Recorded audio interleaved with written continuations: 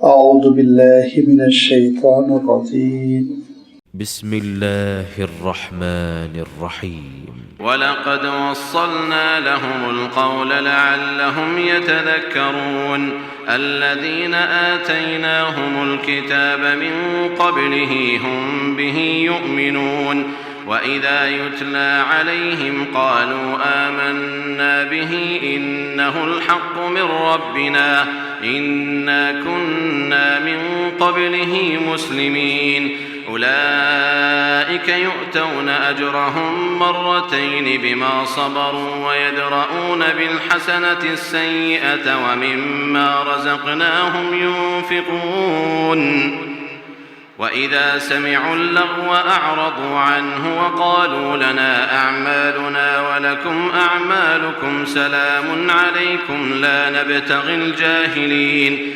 إنك لا تهدي من أحببت ولكن الله يهدي من يشاء وهو أعلم بالمهتدين وقالوا إن نتبع الهدى معك نتخطف من أرضنا أولم نمكن لهم حرما آمنا يجبى إليه ثمرات كل شيء رزقا من لدنا ولكن أكثرهم لا يعلمون وكم أهلكنا من قرية بطرت معيشتها فتلك مساكنهم لم تسكن من بعدهم إلا قليلا وكنا نحن الوارثين وما كان ربك مهلك القرى حتى يبعث في أمها رسولا يتلو عليهم آياتنا وما كنا مهلك القرى إلا وأهلها ظالمون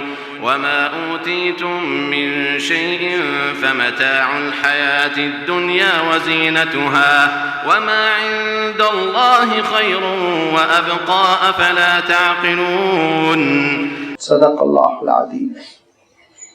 الحمد لله رب العالمين والصلاة والسلام على سيد المرسلين وعلى آله وأصحابه أجمعين أما بعد. سورۃ القصص کا یہ 6واں رکوع ہے جس کی بھی آپ کے سامنے تلاوت کی گئی. اس رکوع کی جملہ 10 آیتوں میں جس کا سلسلہ آیت نمبر 51 سے شروع ہو کر 60 پر ختم ہو رہا ہے، اللہ تعالیٰ نے اس حقیقت کا تذکرہ فرمایا جس حقیقت کے لیے حضرت موسیٰ علیہ الصلاۃ والتسلیم کا واقعہ گزرا، اور وہ یہ ہے کہ ہدایت اللہ تعالیٰ کی جانب سے مقدر ہوتی ہے. دین اسی کے سمجھ میں آتا ہے جس کے لیے اللہ تعالیٰ راہیں کھولتا ہے، اور ہدایت کی ان راہوں کے کھلنے کے لیے دین پر انسان کا سینہ کھل جائے، انشراح صدر ہو جائے، انسان کو اطمینان حاصل ہو جائے. اس کے لیے جس چیز کی ضرورت ہوتی ہے وہ یہ کہ انسان ضدی نہ بنے، انسان قبولیت کی صلاحیت پیدا کرے. قبول کرنے کی اگر صلاحیت اپنے اندر پیدا نہ کرے تو اس کا حشر اس فرعون جیسا ہوگا جس کا تذکرہ اللہ تعالیٰ نے سورۃ القصص کے آغاز میں فرمایا کہ حضرت موسیٰ علیہ السلام غیر معمولی حالات میں پروان چڑھتے رہے. ان حالات میں جو فرعون کے لیے بہت ناگوار تھے، اس نے تو تحیہ کیا تھا کہ بنی اسرائیل کا کوئی لڑکا زندہ نہ رہے، لیکن اللہ تعالیٰ نے فرعون کے نہ چاہتے ہوئے حضرت موسیٰ علیہ السلام کو باقاعدہ حیات رکھا، اسی کے محل میں پروان چڑھایا، اسی کا مجرم بنایا. یہ اس طور پر میں کہہ رہا ہوں کہ حضرت موسیٰ علیہ السلام سے ایک ایسا واقعہ سرزد ہوا جو اللہ کی جانب سے تھا، لیکن اس میں میسج یہ تھا کہ فرعون کو یہ پیغام دیا گیا تھا کہ دیکھو تمہارے اعتبار سے یہ قابل سزا عمل ہے لیکن تم سزا نہیں دے سکو گے۔ چنانچہ حضرت موسیٰ علیہ السلام کے ہاتھوں ایک شخص مارا گیا، لیکن فرعون سزا نہیں دے سکا۔ فرعون مجبور رہا، تڑپتا رہا۔ حضرت موسیٰ علیہ السلام نے ہجرت کی، مدین تشریف لے گئے، نکاح فرمایا، 10 سال قیام کیا، وہاں سے واپس آئے اور نبی اور رسول کی حیثیت سے فرعون کو للکارا۔ فرعون پر کیا گزری ہوگی اس کا آپ اندازہ کیجئے، لیکن کچھ نہیں بگاڑ سکا حضرت موسیٰ علیہ السلام کا۔ فرعون کو اپنی اس مجبوری کا احساس ہونا چاہیے تھا، اس کو سمجھ لینا چاہیے تھا۔ اگر وہ عقل مند ہوتا تو اس کو یہ حقیقت سمجھ میں آ جاتی کہ کرنے والی ذات کوئی اور ہے، میں کچھ نہیں کر سکتا، لیکن وہ نادان تھا، وہ ضد پر اڑا رہا۔ حضرت موسیٰ علیہ السلام نے سمجھایا، راہ راست دکھلائی، ہدایت کی کوشش کی، لیکن نہ مانا۔ لہذا انجام کیا ہوا اللہ تعالیٰ نے قرآن پاک میں اس کو بیان کر دیا کہ نہ صرف یہ کہ وہ مارا گیا اور بڑی ہی افسوسناک موت، دردناک موت، محل میں بیمار ہوتا، اطباء علاج کرتے، طبعی موت مرتا، تو شاید وہ حقیقت نکھر کر اور کھل کر سامنے نہ آتی۔ جس طرح وہ مارا گیا کہ اس کا عالم یہ ہوا کہ سمندر میں بے یار و مددگار مرا وہ، اور اس کی لاش کھلی پڑی رہی، اور بعد میں اٹھایا گیا، اس کی لاش کو ٹھکانے لگایا گیا، تو فرمایا اس دنیا میں بھی اس پر لعنت ہوئی، اور وَيَوْمَ الْقِيَامَةِ هُمْ مِنَ الْمَقْبُوحِينَ، قیامت کے دن بھی ناپسندیدہ ترین لوگوں میں اس کا شمار ہوگا۔ اللہ تعالیٰ کا جب دین آتا ہے تو اس کے دین کے سلسلے میں انسان کے اندر جو رد عمل ہونا چاہیے وہ یہ کہ اپنے اندر قبول کرنے کی صلاحیت پیدا کرے، اپنے دل کو نرم کر لے، دینی حقیقتوں پر غور کرے۔ اگر ضد پر انسان پڑ جائے تو یہ ضد اس کے لیے بہت جان لیوا ہوتی ہے، یہ ضد اس کے لیے دنیا کو بھی تباہ کر دیتی ہے، آخرت کو بھی تباہ کر دیتی ہے۔ لہذا اب اس حقیقت کو بیان کرنے کے بعد حضرت موسیٰ علیہ السلام کے اس واقعے کو اللہ تعالیٰ نے بہت تفصیل کے ساتھ تقریباً 40 آیتوں میں بیان کیا۔ یہاں پر سورۃ القصص کے علاوہ اور بھی مقامات پر حضرت موسیٰ علیہ السلام کے واقعات ہیں، اور ہر جگہ اس کی اپنی ایک حکمت ہے۔ یہاں اللہ تعالیٰ نے ان 40 آیتوں میں اس ساری حقیقت کو بیان کرنے کے بعد حضور اکرم صلی اللہ علیہ وسلم سے خطاب کیا، اور حضور اکرم صلی اللہ علیہ وسلم کے سامنے جو حالات تھے، جن حالات سے اللہ کے رسول صلی اللہ علیہ وسلم گزر رہے تھے، ان کا تذکرہ فرماتے ہوئے ایک بات یہ ارشاد فرمائی کہ خود یہ حضرت موسیٰ علیہ السلام کے واقعات جو سورۃ القصص میں بیان کیے گئے، اے نبی آپ کے لیے ایک معجزہ ہے۔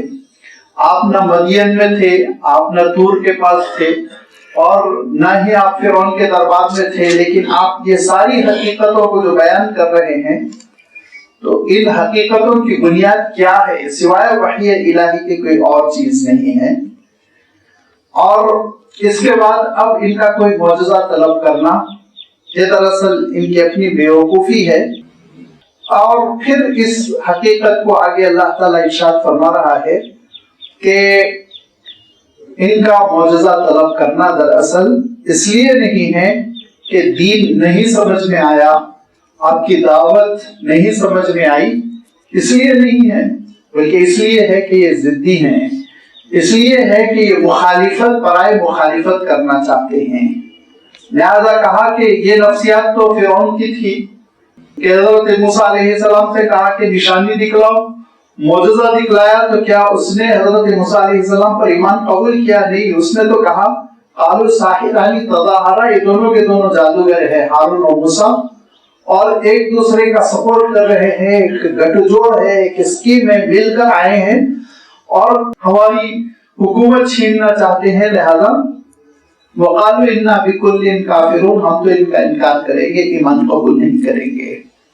لہذا فرمایا کہ وہ قریش کے لوگوں فرعون کی روش پہ نہ چلو، فرعون کے راستے پر نہ چلو، بلکہ تم راستہ اختیار کرو ان اہل اللہ کا، ان نیک لوگوں کا جنہوں نے صدائے حق کو سنا تو لبیک کہا، بات مانی، فرما برداری کی۔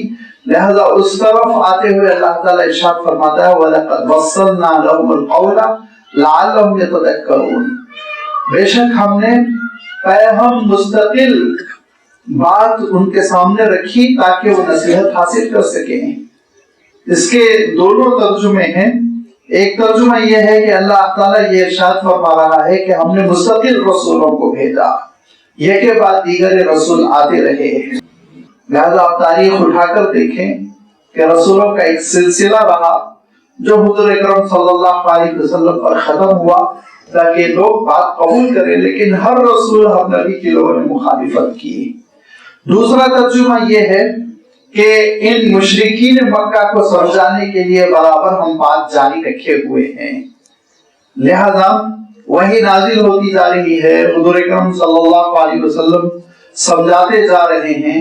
ایسا نہیں ہوا کہ ایک بار پیشکش کر دی گئی اور اس کے بعد چھٹی کر دی گئی، ایسا نہیں ہوا، بلکہ اس کے بالکل برخلاف بار بار سمجھایا جا رہا ہے۔ ایک بار بات سمجھ میں نہیں آئی، دوسری بار، تیسری بار، چوتھی بار، اتنا اللہ کے رسول صلی اللہ علیہ وسلم سمجھاتے رہے کہ انہوں نے خود اللہ کے رسول صلی اللہ علیہ وسلم کو کہنا شروع کر دیا کہ ان پہ تو خبط سوار ہو گیا، مجنون ہو گئے، خبطی ہو گئے، نعوذ باللہ۔ لیکن اللہ کے رسول صلی اللہ علیہ وسلم نے ہمت نہیں ہاری، مستقل ان کو سمجھایا۔ اور یہ بات اللہ تعالیٰ اس لیے بھی ارشاد فرما رہا ہے کہ اللہ تعالیٰ کے اس ارشاد سے ہم کو ایک رہنمائی ملتی ہے، وہ رہنمائی یہ ہے کہ مایوس نہیں ہونا چاہیے، بات برابر پیش کرنا چاہیے، سمجھاتے رہنا چاہیے کہ پتہ نہیں کس کے دل میں بات اثر کر جائے اور کس کی زندگی آگے چل کے تبدیل ہو جائے۔ وَلَقَدْ وَصَّلْنَا لَهُمُ الْقَوْلَ، اور ہم نے ان کو بات بار بار سمجھائے۔ وَصَّلَ کے معنی ہوتے ہیں یہ بعد دیگرے، مکرر، کنٹینیوسلی کوئی چیز کرتے جانا۔ لہذا اللہ تعالیٰ ارشاد فرماتا ہے یہ اس لیے ہے لعلہم یتذکرون، تاکہ وہ نصیحت حاصل کر سکیں، اپنی زندگی میں تبدیلی پیدا کریں، توبہ کر لیں۔ اس کے لیے بات بار بار سمجھائی گئی، سلسلہ جاری رکھا گیا، اور اس سلسلے سے فائدہ اٹھانے والوں نے فائدہ اٹھایا۔ جس کو پہلی، دوسری، تیسری بار بات سمجھ میں نہیں آئی، چوتھی بار، کسی کو پانچویں بار، کسی کو چھٹی بار، اپنی اپنی استعدادیں ہوتی ہیں، اپنی اپنی صلاحیت ہوتی ہے۔ کوئی ایسا ہوتا ہے کہ پہلی بات جیسے ہی سنا خیر کی اچھی، لپٹ پڑا تو لازمی بات ہے اس کے حصے میں صدیقیت آتی ہے۔ کوئی ایسا ہوتا ہے جو درمیان میں سن پڑا تو اس کو اللہ تعالیٰ نے ارشاد فرمایا کہ منہم مقتصد، یہ اصحاب الیمین ہوتے ہیں، درمیانی لوگ ہوتے ہیں۔ کسی کا عالم یہ کہ وہ تاخیر میں جب کہ وہ دیکھ لیتا ہے کہ اب اس کے بغیر کوئی چارہ نہیں تو مجبوری کے ساتھ قبول کرتا ہے، تو یہ بھی وہ لوگ ہوتے ہیں جن کے بارے میں اللہ تعالیٰ ارشاد فرماتا ہے بہرحال معاف کر دیے جاتے ہیں اور اللہ تعالیٰ کی رحمتوں سے مالا مال ہوتے ہیں۔ لیکن ایک گروہ ایسا ہوتا ہے کہ وہ مرنے تک بات نہیں سمجھتا، مرتا بھی ہے تو اپنی ضد پر مرتا، تو پھر وہ جہنم کے راستے پر جاتا۔ حضور اکرم صلی اللہ علیہ وسلم اسلام کو پیش فرماتے رہے، لوگوں کو سمجھاتے رہے، اور مکہ مکرمہ میں لوگوں نے مخالفت شروع کی۔ یہ مخالفت زور پکڑتی گئی، ظلم و زیادتی کی حدوں کو پہنچ گئی، یہاں تک کہ حضور اکرم صلی اللہ علیہ وسلم نے یہ دیکھا کہ بہت سے صحابہ بڑے مظلوم ہو چکے ہیں اور بہت پریشان رہنے لگے ہیں۔ تو حضور اکرم صلی اللہ علیہ وسلم نے مشورہ دیا کہ تم لوگ ایسا کرو، یہاں سے سفر کر لو اور حبشہ چلے جاؤ۔ حبشہ کا جو بادشاہ ہے وہ اگرچہ عیسائی ہے لیکن بہت رحم دل ہے، اور تم کو وہ پناہ دے گا, تمہارا وہ سپورٹ کرے گا. تو حضرت جعفر رضی اللہ تعالیٰ عنہ کے ساتھ صحابہ کی ایک بڑی تعداد ہجرت کر گئی اور وہ پہنچ گئے حبشہ نجاشی کے دربار میں. وہاں پر بھی ان کو واپس لانے کی بڑی کوشش کی گئی, جو کہ سیرت کا بڑا طویل واقعہ ہے اور وہ یہاں پر اس کی تفصیل کی صلاحت ضرورت نہیں ہے. لہذا جب حضرت جعفر رضی اللہ تعالیٰ عنہ اور آپ کے ساتھی حبشہ میں, جس کو ہم ایتھوپیا کہتے ہیں, وہاں رہنے لگے سکون سے اور سال 6 مہینے گزر گئے, تو یہ اطلاع آئی کہ مکہ مکرمہ میں لڑائی جھگڑا ختم ہو گیا ہے, اتحاد ہو گیا ہے اور اب مسلمانوں کو نہیں ستایا جا رہا ہے. تو حضرت جعفر رضی اللہ تعالیٰ عنہ واپس مکہ مکرمہ کی طرف چلے آئے. تو روایتوں میں آتا ہے کہ حضرت جعفر رضی اللہ تعالیٰ عنہ کے ساتھ 40 عیسائی لوگ تھے جو مکہ مکرمہ آئے.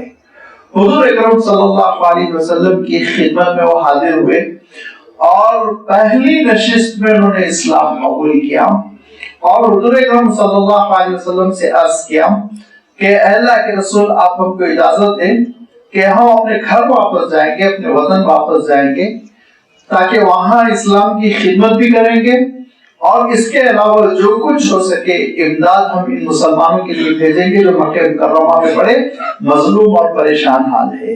چونکہ ان کی تجویز بڑی معقول تھی, سمجھداری کی بات تھی, اسی لیے حضور اکرم صلی اللہ علیہ وسلم نے ارشاد فرمایا کہ ٹھیک ہے, اب تم لوگ جا سکتے ہو. اور ویسے بھی اکثر و بیشتر حضور اکرم صلی اللہ علیہ وسلم اسلام قبول کرنے والوں کی ابتدائی تربیت کے بعد ان کو داعی بنا کر انہی کے قبیلے کی طرف بھیج دیا کرتے تھے. لہذا اب یہ لوگ واپس ہونے کے لیے نکل گئے. مکہ مکرمہ کے باہر ان کو ابو جہل نے پکڑ لیا اور ابو جہل نے ان سے کچھ گفتگو کی, اس کا اشارہ آگے آ رہا ہے.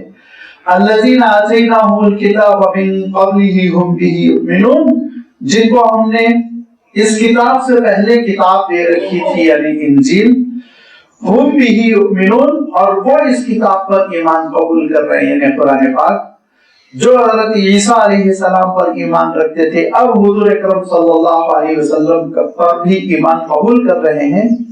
تو ان کا عالم یہ ہے وَإِذَا يُتْلَى عَلَيْهِمْ قَالُوا آمَنَّا بِهِ إِنَّهُ الْحَقُّ مِن رَّبِّنَا, ان کے سامنے جب آیتیں سنائی گئی تو انہوں نے کہا کہ ہم اس پر ایمان قبول کر رہے ہیں کہ یہی سچائی ہے ہماری پروردگار کی جانب سے. اِنَّا كُنَّا مِن قَبْلِهِ مُسْلِمِينَ, اس سے پہلے بھی ہم اطاعت گزار تھے, اس سے پہلے بھی ہم فرمانبردار تھے, عبادت کرتے تھے اور اللہ کی کتاب نے جو ہم سے مطالبہ کیا اس پر ہم عمل کرتے تھے, لہذا اب بھی ہم عمل کریں گے. اصل چیز یہ ہے کہ اللہ تعالیٰ کا حکم ماننا, اس کی پیروی کرنا, اطاعت کرنا. لہذا اب جب ہم سے مطالبہ ہو چکا ہے کہ یہ ایک سچائی ہے اور یہی وہ رسول ہے جن کی پیشن گوئی کتاب میں ہے, انجیل میں ہے, لہذا اب ہم اس رسول کی پیروی کرتے ہیں, یہ انہوں نے اعلان کر دیا. تو اللہ تعالیٰ نے ان کے اس اعلان پہ فرمایا اولئک یؤتون اجرهم مرتین, یہ وہ لوگ ہیں جن کو اللہ تعالیٰ 2 گنا اجر دے گا. پہلا اجر تو خود پہلی کتاب پر ایمان رکھنے کا, انجیل پر ایمان رکھنے کا, حضرت عیسیٰ علیہ السلام پر ایمان قبول کرتے ہوئے اللہ تعالیٰ کی عبادت کرنا, دین حق کو اختیار کرنا. اور پھر دوسرا اجر یہ کہ جب دوسری چیز سامنے آ گئی, دوسری کتاب سامنے آ گئی تو اس کتاب کو بھی مان لینا. تو 2 انہوں نے گویا نیکیاں کی. اسی لیے اللہ تعالیٰ ارشاد فرماتا ہے اولئک یؤتون اجرهم مرتین, ایسے لوگوں کو 2 بار اجر دیں گے, دوہرا اجر دیں گے, ڈبل اجر دیں گے. آپ صلی اللہ علیہ وسلم فرمایا کرتے تھے, کچھ لوگوں کا تذکرہ کیا کرتے تھے جن کو دوہرا اجر ملے گا. انہی میں فرماتے تھے اہل کتاب جو ایک کتاب پر ایمان رکھتے تھے اور پھر اس کے بعد سے جب اللہ کی دوسری فائنل کتاب نازل ہو گئی تو انہوں نے دوسری کتاب پر بھی ایمان قبول کیا. یہ بڑا امتحان ہوتا ہے, اس امتحان کا ہم کو اندازہ نہیں ہے, بلکہ ہم کو اندازہ لگا لینا چاہیے کہ ہم اپنے محلے, اپنے شہر, اپنے خاندان کے کلچر کو, رسم و رواج کو نہیں چھوڑ پاتے, بڑی قربانی دینا پڑتا ہے. آپ سوچئے ایک شخص جس چیز کو اپنا مذہب سمجھتا آیا ہے, دین سمجھتا آیا ہے، اس کو چھوڑ دینا، اس کی قربانی دینا، یہ کتنا اس کے اوپر شاق کو گزرتا ہے۔ لیکن اگر وہ سچائی کو قبول کر لے اور یہ قربانی دے دے تو اللہ تعالیٰ اس کی قربانی کو ایسے قبول فرماتا ہے کہ اس کو دوہرا اجر دیتا ہے۔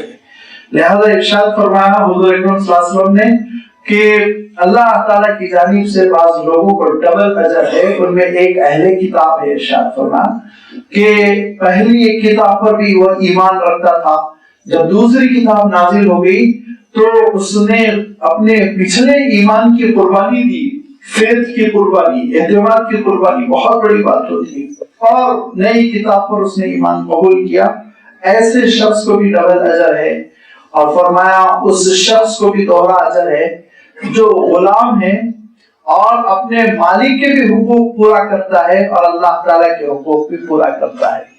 الحمدللہ غلامی ختم ہو گئی، اسی لیے یہ سمجھنا ذرا مشکل ہو گیا کہ غلام کی صورتحال کیا ہوتی تھی۔ پچھلے زمانے میں غلام جو ہوتا تھا اس کو آپ یوں سمجھ لیجئے نصف جانور کی طرح ہوتا تھا، بیل بکری کی طرح، کہ اس کو آقا جیسے چاہے جس چاہے کام پہ لگا دیا کرتا تھا۔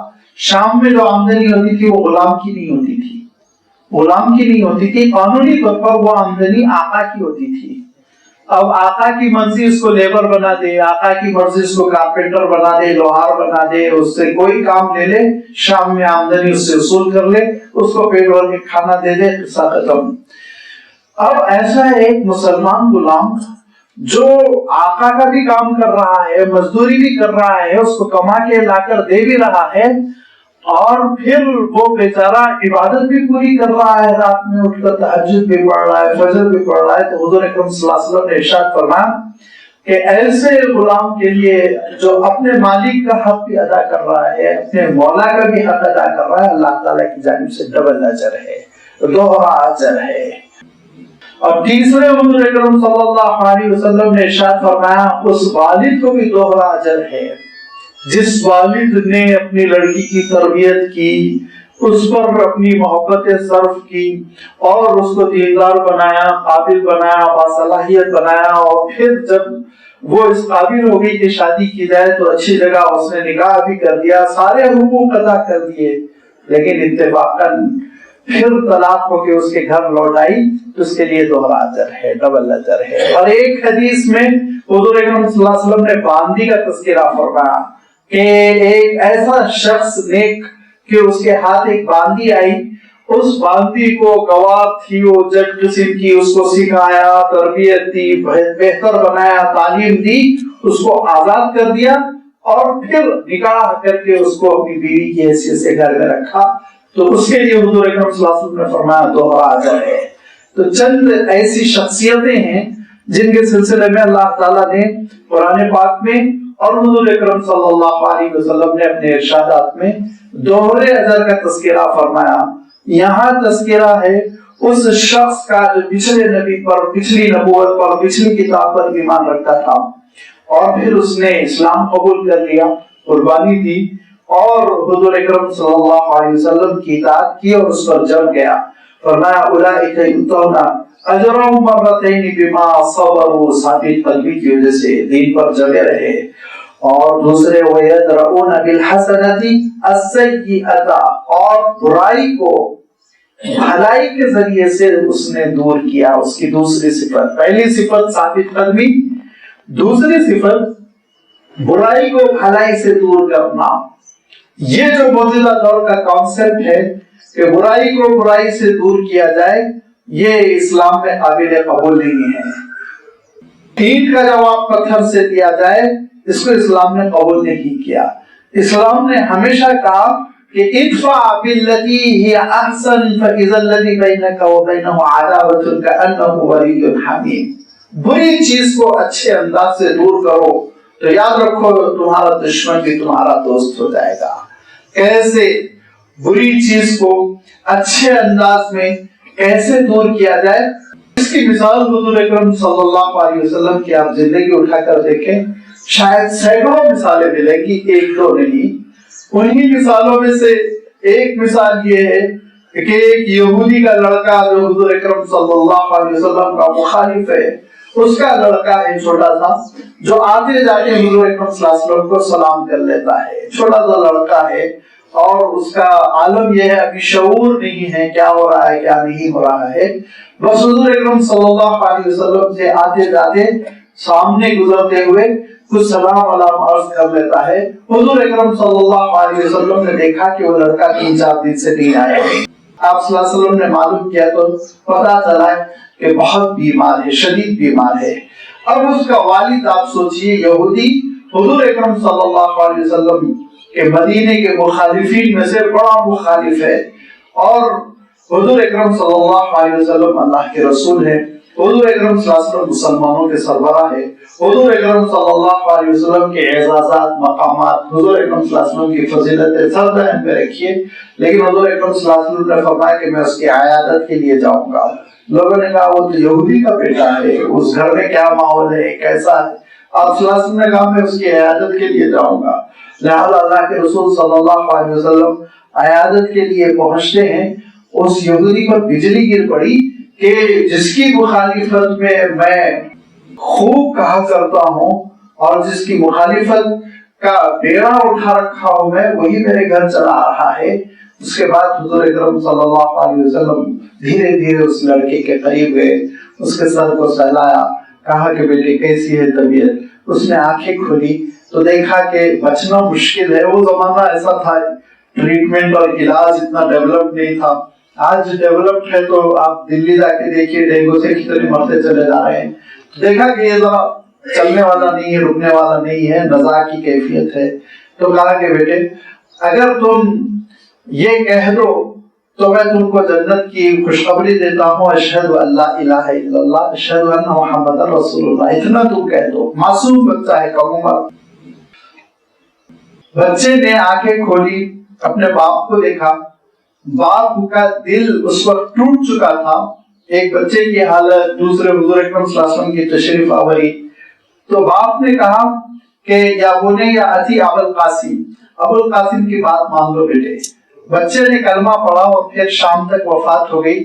تو سوچیے آپ کہ ایک شر کو, ایک برائی کو, ایک مخالفت کو حضور اکرم صلی اللہ علیہ وسلم نے اچھے انداز میں جو دور کیا تو اس کا نتیجہ کتنا اچھا برآمد ہوا. اتنا اچھا برآمد ہوا کہ ایک بچہ جہنم جاتے جاتے جنت کے راستے پر چل پڑا, جنت تک پہنچ گیا. یہی بات اللہ تعالیٰ ارشاد فرما رہا ہے, ادفع بالتی ہی احسن فاذا الذی بینک وبینہ عداوۃ کأنہ ولی حمیم. تمہارا دشمن بھی, جان لیوا دشمن بھی تمہارا گہرا دوست بن جائے گا اس وقت جبکہ تم برائی کو اچھائی سے دور کرو. برائی کو برائی سے دور کرنا تو یہ تو ہر انسان کرتا ہی ہے, روٹین میں. برائی کا مقابلہ اچھائی سے کرنا, گالی کا مقابلہ آپ دعا سے دینا. گالی دینے والا آپ کو گالی دے رہا ہے, آپ اس کے حق میں دعا دیں. آپ پر ہاتھ اٹھا رہا ہے, آپ مسکرا کے اس کو معاف کر دیں. آپ کا حق ہڑپ کر رہا ہے, آپ اس کا حق ادا کرتے چلے جائیں. یہ ہے جس کا تذکرہ کیا کہ وَيَدْرَؤُونَ بِالْحَسَنَةِ السَّيِّئَةَ, کہ یہ وہ پیارے لوگ ہوتے ہیں جو اچھے انداز سے, اچھائی سے, بھلائی سے, حسنہ سے سیئہ کو, برائی کو, غلط کام کو دور کرتے ہیں. یہ ان کا عالم ایسا ہوتا ہے جیسے ڈاکٹر, کہ ڈاکٹر کا عالم یہ ہے کہ وہ پیشنٹ اور مریض کی برائیوں سے, بددعاؤں سے, چیخ پکار سے, چھڑکنے سے بالکل وہ نہیں گھبراتا, مسکراتا, ہنستا. وہ سمجھتا ہے مریض ہے, تکلیف ہو رہی ہے. اور پھر یہ نہیں کہ مریض چلا گیا, سخت بول گیا, چڑچڑا گیا, لہذا اس نے تھپڑ اٹھا کے پیشنٹ کو مار دیا. نہیں, وہ علاج کرے گا, زخم صاف کرے گا, انجیکشن دے گا, ٹیبلٹ دے گا, گولی دے گا, اور ہر وہ چیز کرے گا جس سے کہ مریض وہ اللہ تعالیٰ کے حکم سے شفا یاب ہو جائے. یہ کیفیت ایک دائی کے اندر ہونی چاہیے, یہ کیفیت امت مسلمہ کے اندر ہونی چاہیے, یہ کیفیت ایک مسلمان کے اندر ہونی چاہیے.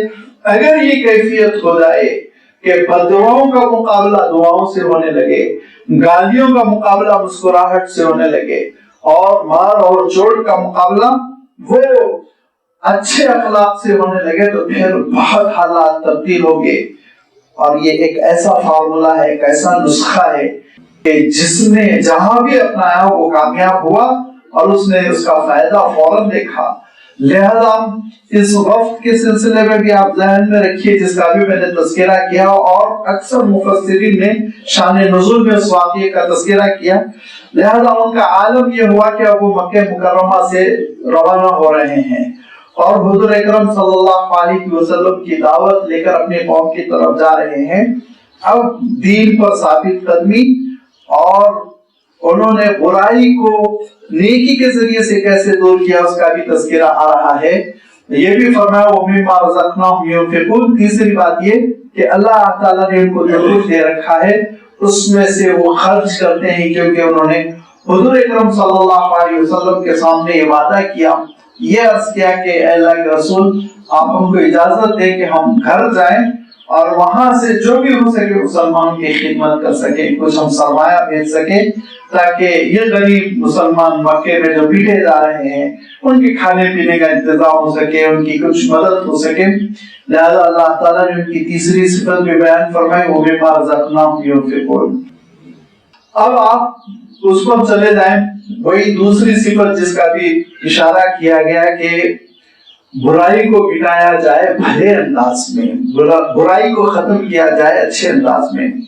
یہ وقت مکہ مکرمہ سے باہر کیا نکلا کہ ابو جہل نے ان کو گھیر لیا۔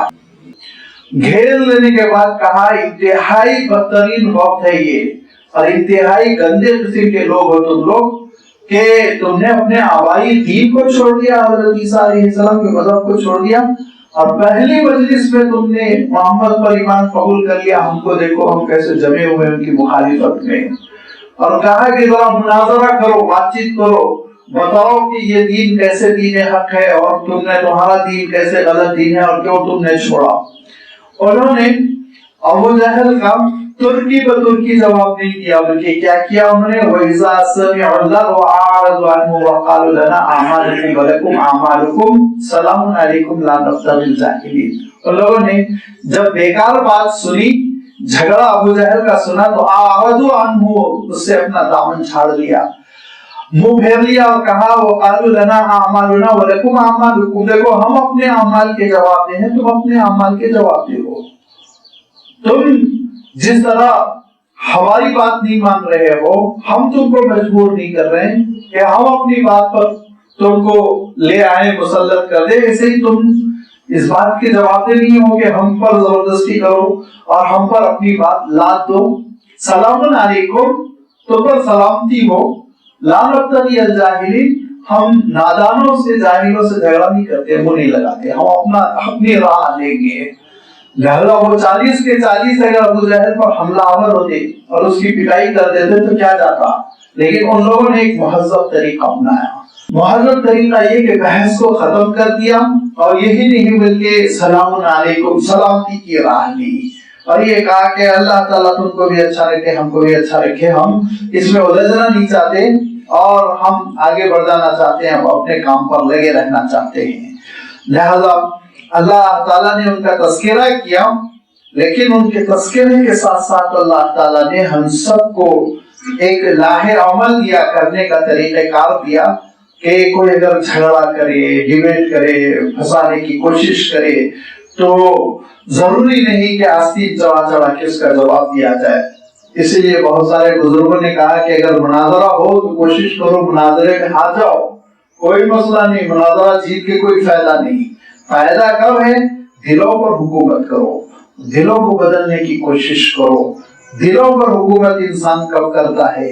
دلوں پر حکومت انسان کرتا ہے احسانات کے ذریعے سے، جب وہ محسن بن جاتا ہے، جب کسی کی وہ خدمت کرتا ہے، کسی کی مصیبت میں کام آتا ہے، ایسی صورت میں وہ چہیتا بن جاتا ہے اور اس کی پھر بات قابل قبول ہوتی ہے۔ اور اللہ کے رسول صلی اللہ علیہ وسلم نے اسی نسخے کو اپنایا، مکہ مکرمہ میں، مدینہ منورہ میں پوری زندگی جتنی مخالفت کرنے والے ہیں مخالفت کرتے رہے، حضور اکرم صلی اللہ علیہ وسلم حسن سلوک کرتے رہے، اور اس حسن سلوک کی وجہ سے دھیرے دھیرے مخالفت کی آگ ٹھنڈی پڑ گئی، اور لوگوں نے اللہ کے رسول صلی اللہ علیہ وسلم کے اسوے کو قبول کیا کہ حضور اکرم صلی اللہ علیہ وسلم मदीने मुनव्वरा से मक्के मुकर्रमा तशरीफ ले गए, फतेह मक्का हो गया, और फिर बाज छोटे छोटे ऐसे गज़वे हुए जिसमें बहुत सैकड़ों ऊंट हाथ आए, मुसलमानों के हाथ सैकड़ों ऊंट आए। हुजूर अकरम सल्लल्लाहु अलैहि वसल्लम वो सारे के सारे ऊंट बांट रहे हों उन लोगों में जो अभी अभी इस्लाम कबूल किए हुए फतेह मक्का के बाद। बड़े बड़े मुखालिफीन जो इस्लाम के अब तक जबरदस्त दुश्मन बने खड़े रहे, वो फतेह मक्का के बाद मजबूर होकर उन्होंने इस्लाम कबूल किया। हुजूर अकरम सल्लल्लाहु अलैहि वसल्लम 10 ऊंट, 20 ऊंट, 100 ऊंट। तो अंसार के लोगों ने कहा कि जब वक्त पड़ा था 7 तो हमने दिया, 1-2 कम उम्र लोगों ने कह दिया। जब वक्त पड़ा था 7 तो हमने दिया, जब ऊंट आए तो तकसीम दुश्मनों में हो गए। तो हुजूर अकरम सल्लल्लाहु अलैहि वसल्लम ने उनको एक जगह जमा किया। जमा करने के बाद कहा कि मुझे ये सुनने में मिला है कि तुम लोग कह रहे हो कि जब जरूरत थी तो मदद हमने की, जब ऊंट आ गए तो दूसरों में तकसीम हो गए। तो ए अंसार के लोगों, ऐसे न कहो, ऐसे हरगिज तुम न कहो। देखो मामला ये है, फरमाया कि मैं ये चाहता हूँ कि ये दुनियादार लोग दुनिया लेकर और ऊंट ले लेकर और बकरियां ले लेकर अपने घर चले जाएं और अंसार मोहम्मद को लेकर अपने घर जाएं। मैं तुम में से एक फर्द हूँगा, मैं तुम में से एक फर्द हूँ। अंसार के लोगों, लोग अगर अलग अलग रास्तों को इंतखाब करेंगे और अंसार भी एक रास्ते को इंतखाब करेंगे तो तुम देखोगे मैं अंसारियों के रास्ते पर चलूंगा, मैं तुम्हारे साथ चलूंगा। लोग दिखावा है और अंसार अपने हैं, मैं तुम्हारे अपना हूँ, तुम्हारे साथ रहूंगा। और फिर अल्लाह के रसूल सल्लल्लाहु अलैहि वसल्लम, दुनिया जानती है कि इस वादे को निभाया। आप सल्लल्लाहु अलैहि वसल्लम की वफात मदीने मुनव्वरा में हुई, मक्के मुकर्रमा में नहीं हुई। हुजूर अकरम सल्लल्लाहु अलैहि वसल्लम तशरीफ फरमा है अंसारों के दरमियान मदीने मुनव्वरा में। अगर चाहते तो फिर आप जानते हैं फतेह मक्का के बाद मुकर्रमा आ जाती, आपका अपना घर था वहाँ, आपका बचपन गुजरा था, जवानी गुजरी थी, आपकी जायदाद थी, आपका खानदान था। लेकिन अल्लाह के रसूल सल्लल्लाहु अलैहि वसल्लम ने अपने वादे को निभाया और अंसार के साथ रहे। तो मैं ये अर्ज कर रहा था कि आलम ये है कि भले अंदाज में बात करते हुए, अच्छे अंदाज में बात करते हुए हुजूर अकरम सल्लल्लाहु अलैहि वसल्लम ने दीन का बोलबाला किया। अता करना, दुश्मनों को देना, मुखालिफिन को दे देना, उनको खुश कर देना।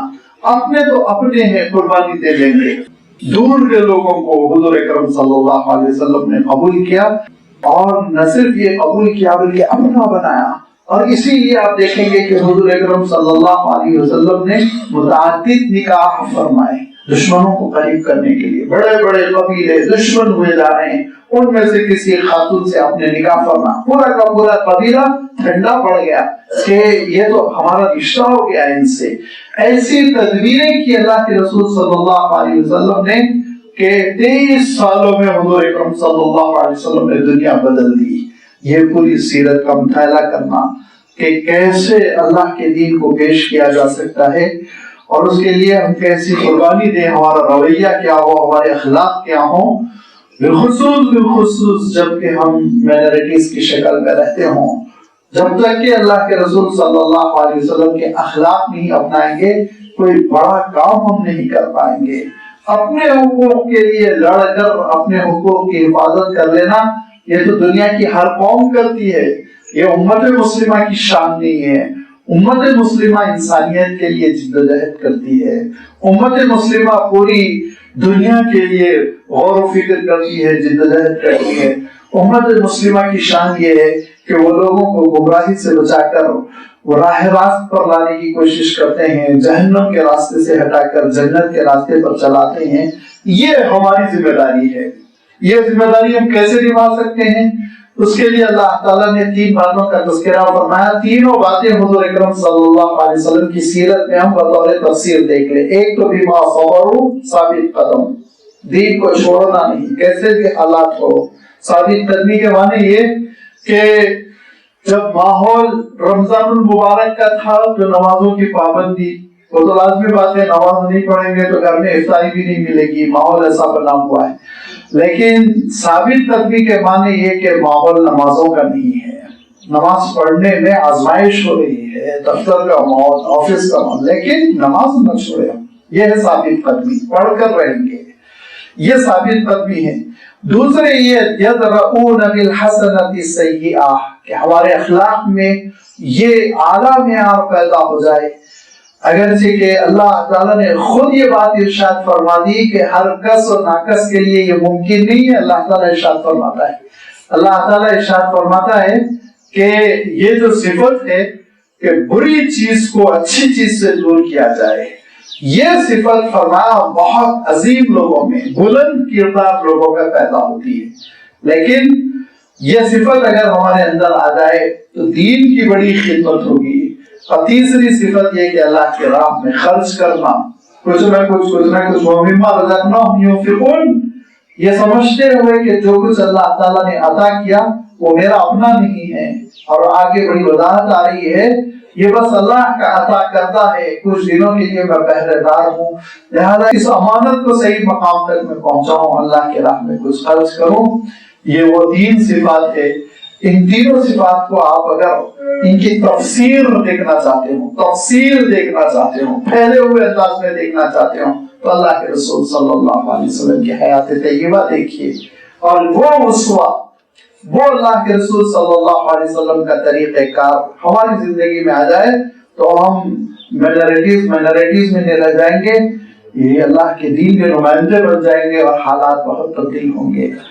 اللہ تعالیٰ ارشاد فرماتا ہے کہ وہ نیک لوگ اہل کتاب جنہوں نے ایمان قبول کیا تھا، انہوں نے انہی چیزوں کو اپنایا، اور اس کے بعد وہ داعی بن کر گئے، اور آپ جانتے ہیں پورا ایتھوپیا مسلمان ہوا، نجاشی بادشاہ خود اسلام پر وفات پائے، حضور اکرم صلی اللہ علیہ وسلم نے ان کی نماز جنازہ ادا کی غائبانہ طور پر۔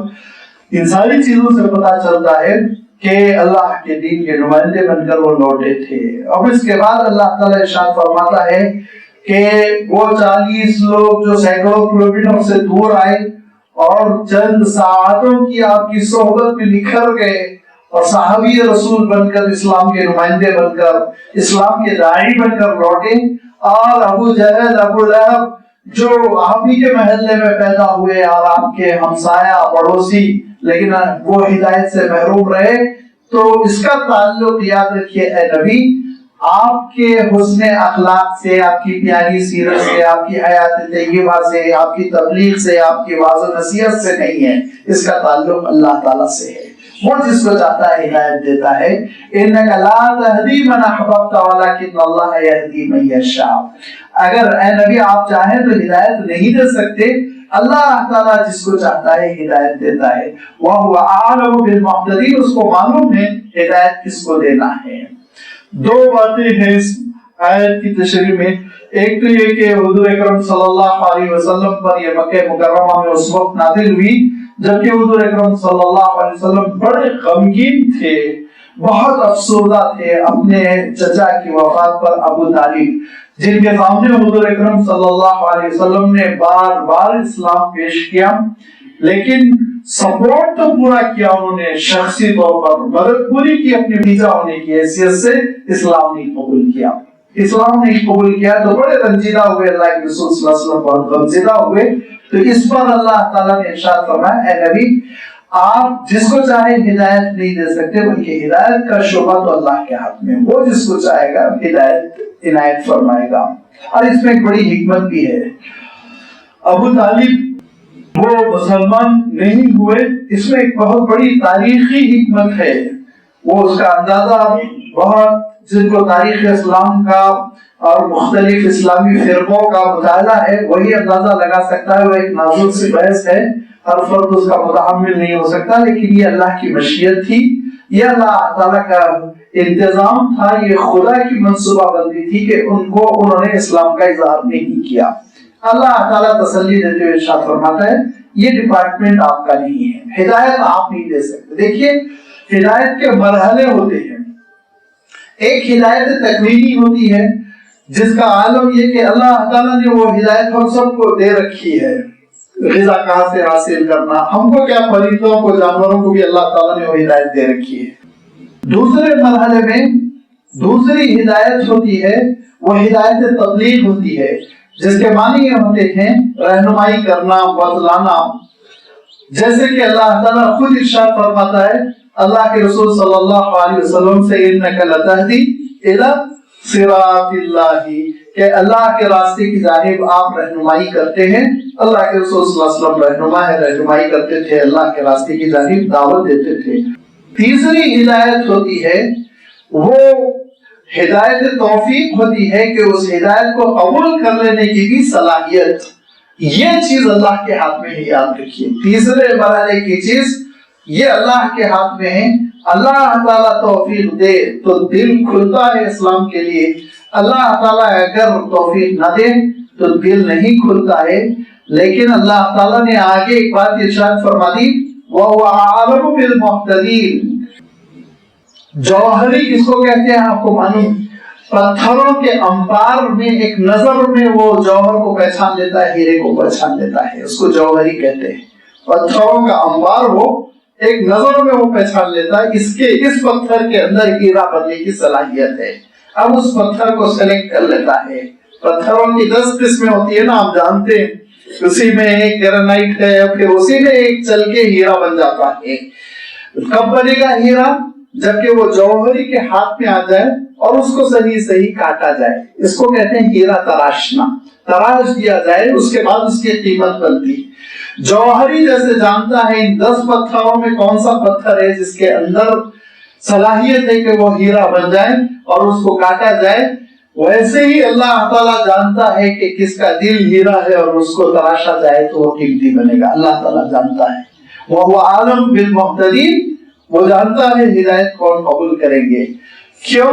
پروردگار جانتا ہے کہ کس کے اندر انابت ہے، کون اللہ کی طرف گر گڑاتا ہے، رجوع کرتا ہے، کس کے اندر بے نیازی ہے، اپنے آپ کو فرعون سمجھتا ہے، ابلیس سمجھتا ہے. لہذا جو اپنے آپ کو بے نیاز سمجھتا، جو یہ سمجھتا ہے کہ میں اللہ کے دین کا نعوذ باللہ ضرورت مند نہیں ہوں، اس شخص کو اللہ تعالیٰ کبھی ہدایت نہیں دیتا، گمراہ چھوڑ دیتا ہے.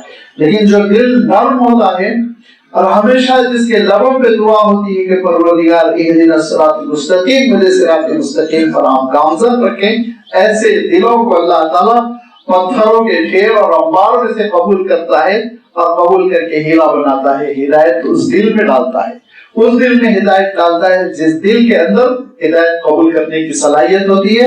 اللہ تعالیٰ ارشاد فرماتا ہے جو ہدایت طلب کرتا ہے میں اس کو ہدایت دیتا ہوں، جو ہدایت طلب نہیں کرتا اس کو ہدایت نہیں ملتی. وَهُوَ أَعْلَمُ بِالْمُهْتَدِينَ. ان لوگوں نے یہ کہا، حضور اکرم صلی اللہ علیہ وسلم نے جب دین حق پیش کیا، سمجھایا، وَقَالُوا إِن نَتَّبِعِ الْهُدَى. ان لوگوں نے کہا کہ اگر ہم اس ہدایت کو قبول کر لیں، اسلام کو قبول کر لیں، دین حق قبول کر لیں، قالوا ان نتبع الهدى معك نتخطف من ارضنا، تو ہم کو مکہ مکرمہ سے نکال کر پھینک دیا جائے گا.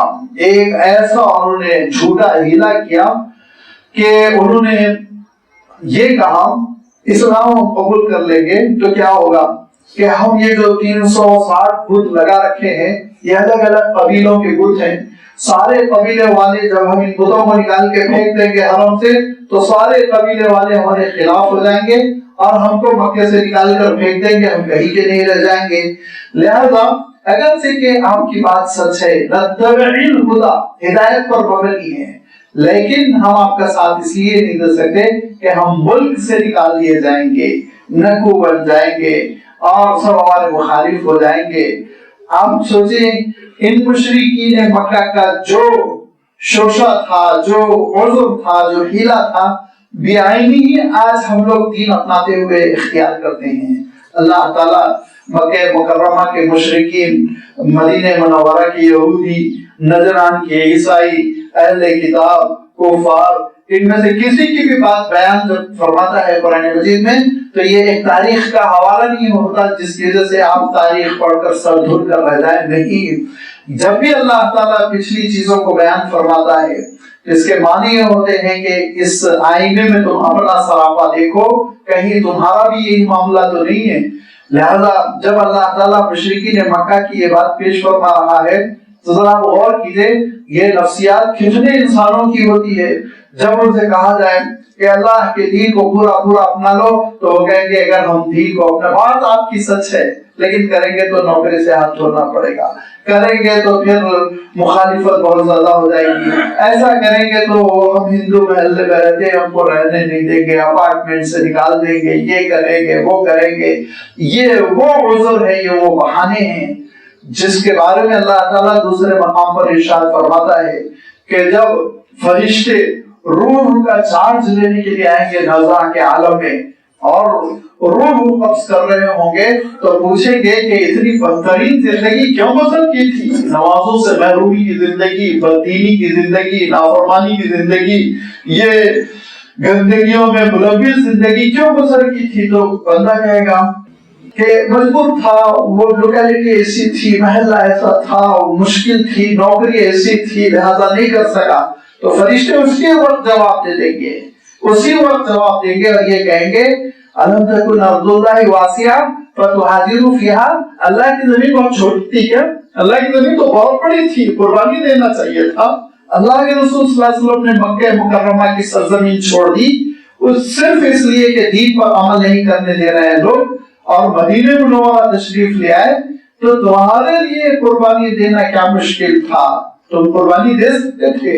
چھوڑنا چاہیے تھا گھر، چھوڑنا چاہیے تھا نوکری چھوڑنا. لعنت ہے اس نوکری پر جو نمازوں سے روک دے، لعنت ہے اس لوکیلٹی پر، اس پوش کالونی پر جو انسانوں کو نمازوں سے محروم کرتے، دین سے محروم کرتے، بچوں کو کفر پر پروان چڑھائے، بچوں کو حرام پر، نشے کی عادتوں پر، نافرمانیوں پر، حضور اکرم صلی اللہ علیہ وسلم کی مخالفتوں پر پروان چڑھائے.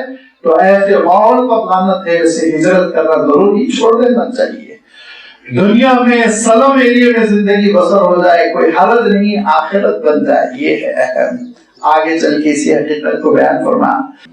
ان مشرکین مکہ نے کیا کہا؟ اگر آپ کی ہدایت کو ہم قبول کر لیں، نتبع الہدی معاک، آپ کے ساتھ ہو جائے، نتخطف من ارضنا، ہم اس سرزمین سے اچک لیے جائیں گے، نکال کر پھینک دیے جائیں گے.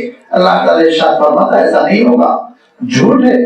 اللہ تعالیٰ دیتا ہے، عنایت فرماتا ہے. اولم نمکن لہم حرما آمنا، کیا ہم نے ان کو حرم میں جینے کا موقع نہیں دیا؟ مکہ مکرمہ میں، حدود حرم میں. یجبا الیہ ثمرات کل شیء رزقا من عندنا من لدنا، کہ ان کے پاس کھانے پینے کی اللہ تعالیٰ کی عنایتیں وہ سب کی سب چلی آتی ہیں، کشاکش جمع ہو جاتی ہیں. رزقا من عندنا، ہماری بخشش ہم نے عنایت کی.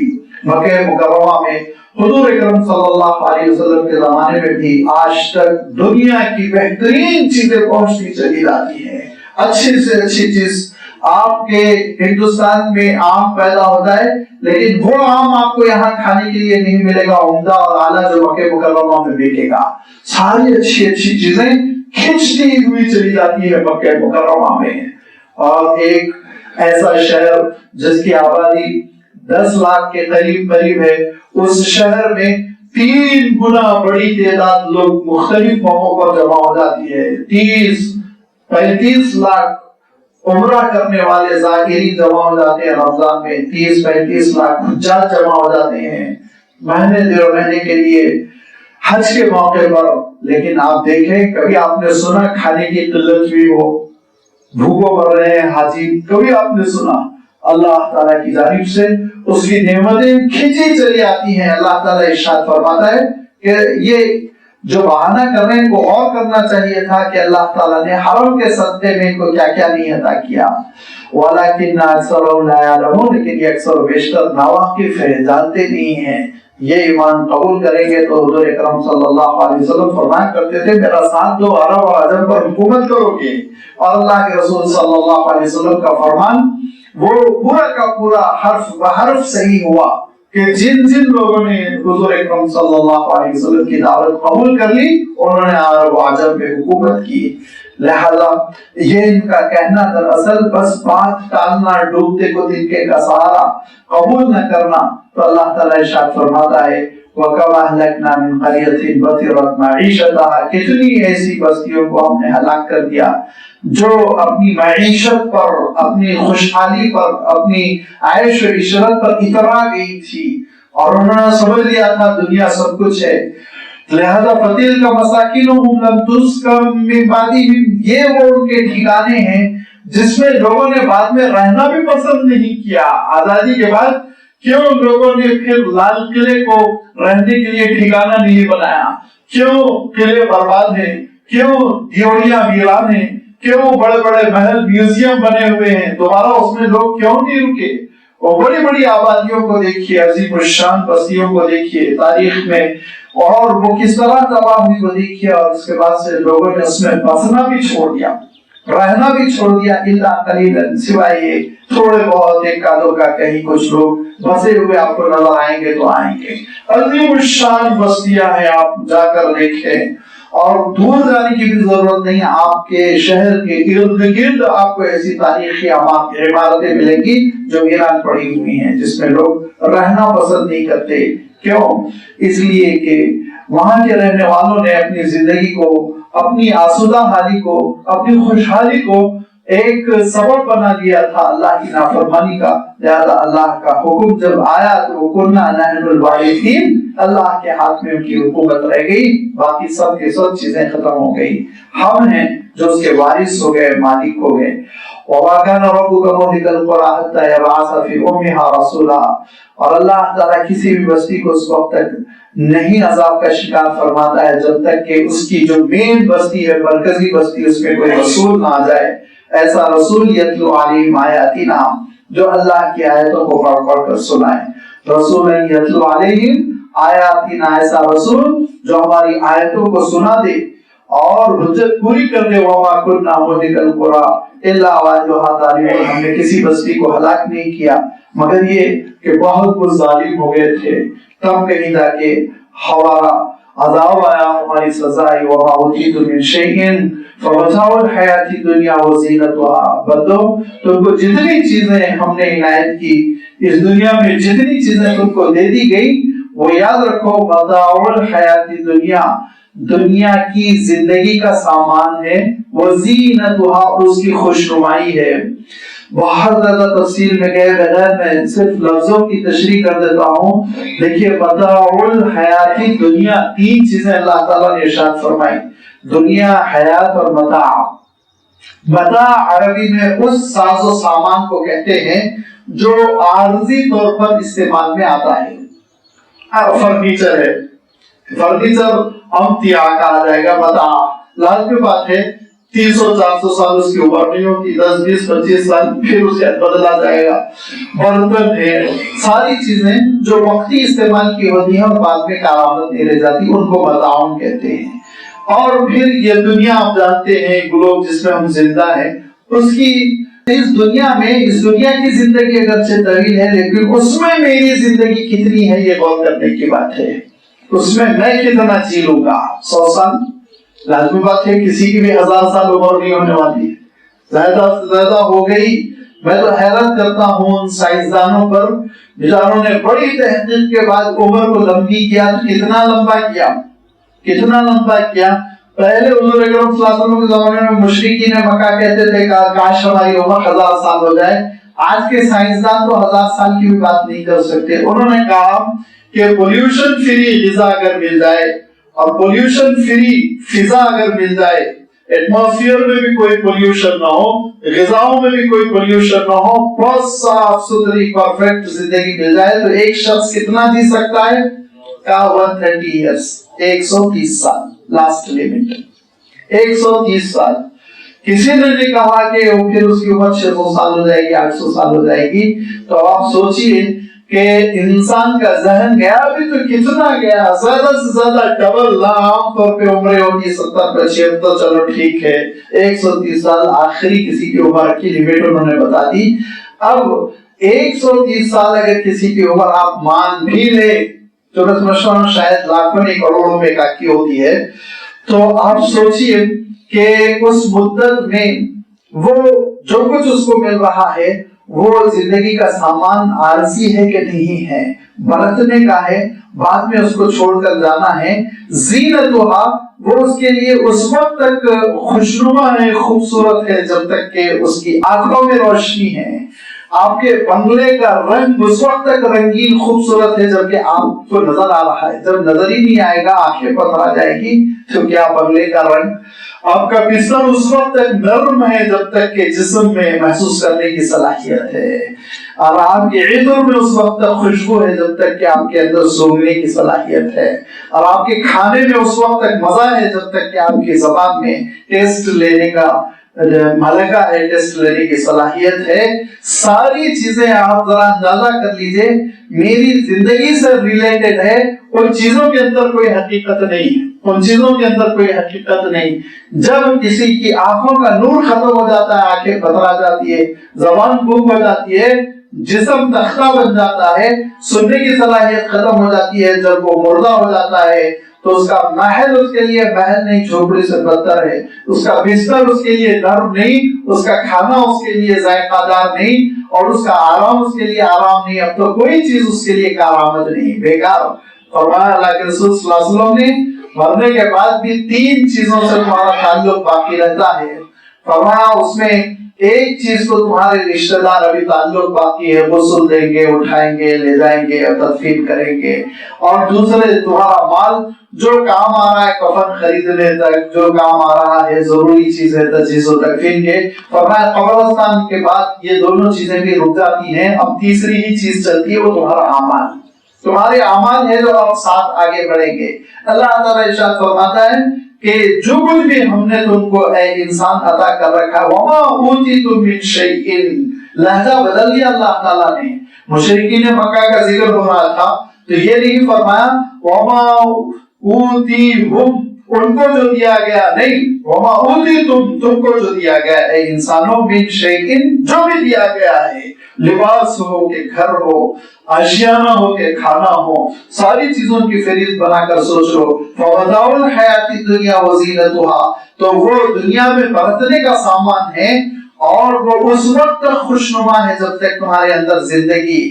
جب زندگی ختم ہو جائے گی تو تمہارے لیے یہ چیزیں بے حقیقت. وما عند اللہ خیر وابقى, جو اعمال تم نے اللہ کے لیے کیے وہ خیر ہیں, وہ بہت زیادہ تمہارے لیے نفع بخش ہے. وابقى, وہ باقی رہنے والے, وہ ختم نہیں ہوں گے. افلا تعقلون, نہیں سمجھتے ہو تم اس حقیقت کو. عقل مندی کا تقاضا ہے کہ عارضی چیز کو تم سمجھو, دائمی چیز کو تم سمجھو. کون سا ایسا احمق ہے جو ایئرپورٹ پر, کون سا ایسا احمق ہے جو اسٹیشن پر, کون سا ایسا احمق ہے جو بس اسٹینڈ پر پورا ساز و سامان تیار کر کے پیر پھیلا کے لیٹ جائے, یہاں تم سے زندگی بسر کرنی ہے, 1 گھنٹے 2 گھنٹے میں تم کو چھوڑنا ہے, آگے بڑھ جانا ہے. یہی دنیا کا عالم ہے. اسی لیے اللہ کے رسول صلی اللہ علیہ وسلم فرماتے تھے, اما انا, میرا عالم تو یہ ہے, کراکب استظل تحت شجرۃ, کہ ایک مسافر جیسے درخت کے نیچے کچھ دیر سستا لیتا ہے اور پھر آگے بڑھ جاتا ہے, بالکل میں ایسے دنیا کی زندگی بسر کرتا ہوں. کب فرمایا اللہ کے رسول صلی اللہ علیہ وسلم نے؟ اللہ کے رسول صلی اللہ علیہ وسلم سے ملنے کے لیے ایک صحابی آئے, کہا کہ اللہ کے رسول کچھ مسئلہ پوچھنا ہے. اللہ کے رسول صلی اللہ علیہ وسلم باہر تشریف لائے تو حضور اکرم صلی اللہ علیہ وسلم کے پشت پر, بازو مبارک پر موٹی چٹائی کے نشان پڑے ہوئے تھے لیٹنے کی وجہ سے.